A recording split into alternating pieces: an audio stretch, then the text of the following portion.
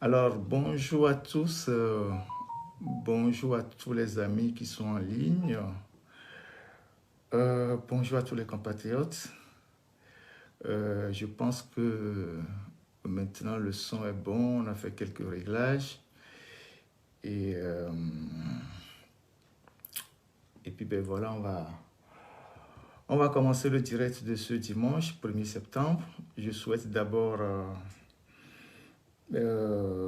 un fructueux mois de septembre à tout le monde, que la Providence veille sur chacun de nous, qui nous donne la force, la santé, le courage et surtout la lucidité pour comprendre un certain nombre de faits, les choses qui se passent dans notre pays. Il faut beaucoup, beaucoup de lucidité. Et donc, je voudrais vous inviter à beaucoup plus de lucidité, moins de passion, pour comprendre le chemin que nous sommes en train de parcourir dans notre pays et pourquoi parfois il est nécessaire de changer de paradigme. Donc, je vous souhaite tous un très bon mois et fructueux mois de septembre. Et merci à tous ceux qui sont en ligne.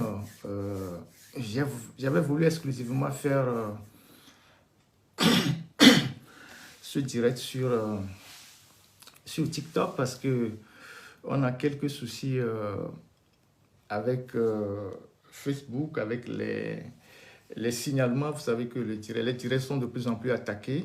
Les directs sont de plus en plus attaqués sur Facebook, aussi accessoirement sur TikTok. Et donc, j'avais voulu le faire exclusivement aujourd'hui sur TikTok. Mais bon, beaucoup de gens ont protesté. Les gens ont dit non, ils ne sont pas sur TikTok. C'est comme j'étais en train de les priver de ce qu'eux-mêmes appellent la messe du dimanche, la deuxième messe du dimanche pour les chrétiens. Il y a ceux qui vont à la messe le matin et puis l'après-midi, ils viennent sur l'actualité du pays ici. Et donc, j'ai écouté leurs observations, leurs préoccupations. Et donc, ce live est diffusé sur les deux réseaux, c'est-à-dire Facebook et TikTok à la fois.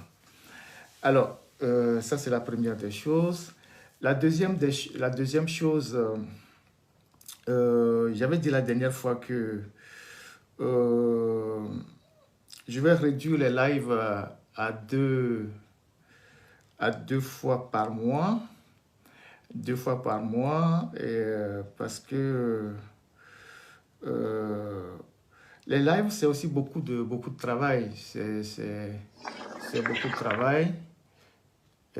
C'est beaucoup de travail, énormément de travail.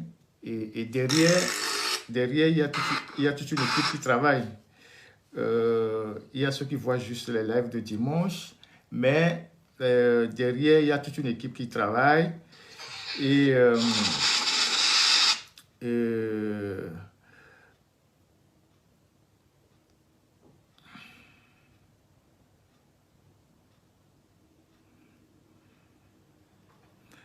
donc, derrière les lives, il y a toute une équipe qui travaille. Et, et voilà, donc il y a toute une équipe qui travaille. Et voilà. Et donc, on a jugé nécessaire de le faire 2 fois par mois. 2 fois par mois, histoire de collecter aussi suffisamment d'informations. Parce qu'il ne s'agit pas seulement de faire des lives pour des lives. S'il faut faire des lives pour des lives, il arrivera des moments où il n'y a pas le son.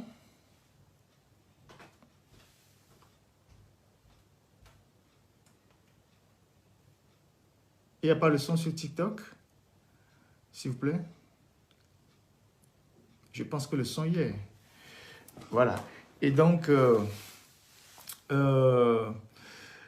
si on doit faire chaque semaine les lives, il arrivera des moments où soit on n'aura pas collecté suffisamment d'informations, ou on va venir vous entretenir sur des sujets légers.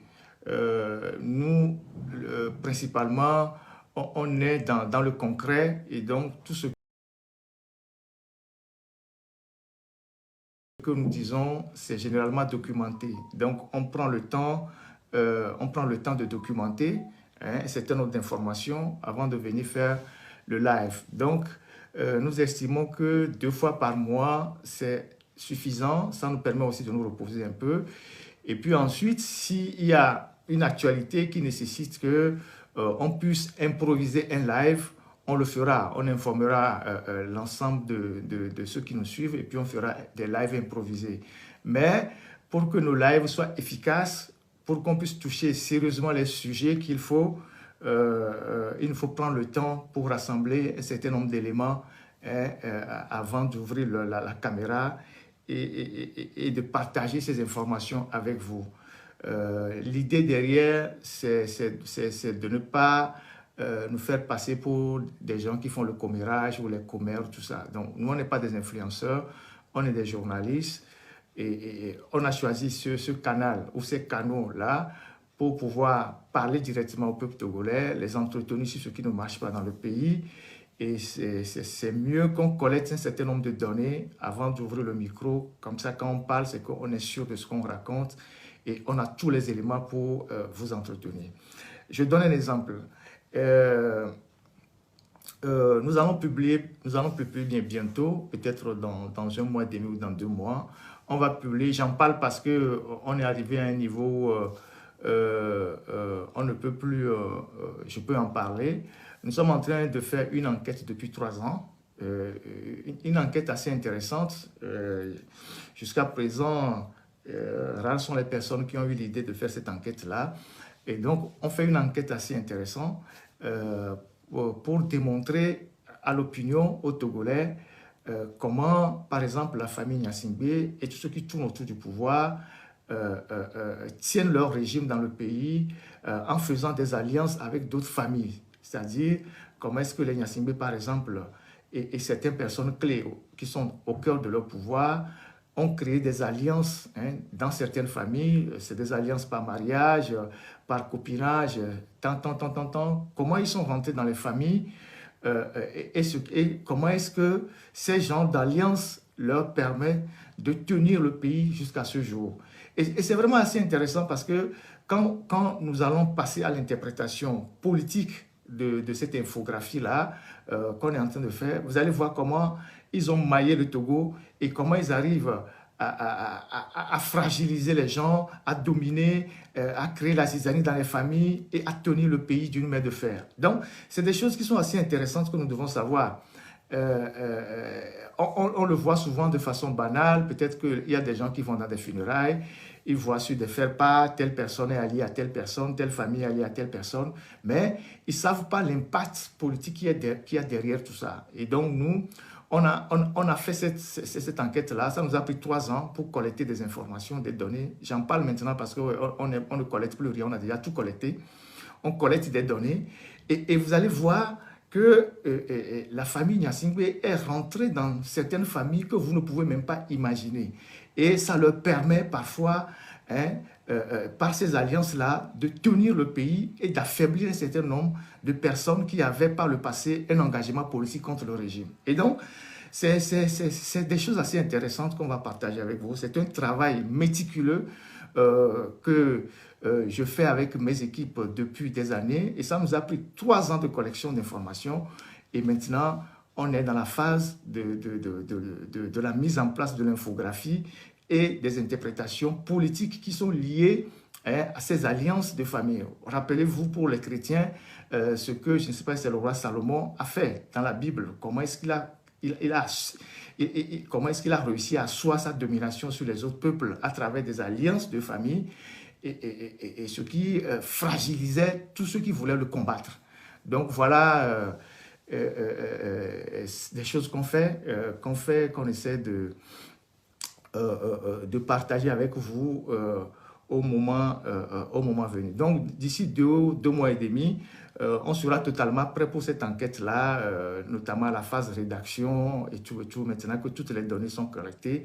Et on mettra les fruits de ce travail méticuleux qu'on a eu à faire à votre disposition pour que vous voyez du sud jusqu'au nord, de l'est à l'ouest, comment la famille Gnassingbé et tout ceux qui gravitent autour du pouvoir ont créé des alliances dans certaines familles qui leur permettent de contrôler le pouvoir. Donc voilà ce qui va se faire bientôt. Et donc, une fois que cette précision sur le timing des lives est faite, comme je l'ai dit tantôt, c'est sur les 2 fois dans le mois. J'avais dit le premier dimanche du mois et le dernier, quelqu'un m'a dit non. Bon, il y a eu pas mal de suggestions, donc je verrai comment il faut faire ça et pour que vous ne soyez pas aussi privé d'informations. L'essentiel, c'est que à chaque fois qu'on ouvre un micro, ici, vous avez les bonnes informations. C'est notre travail.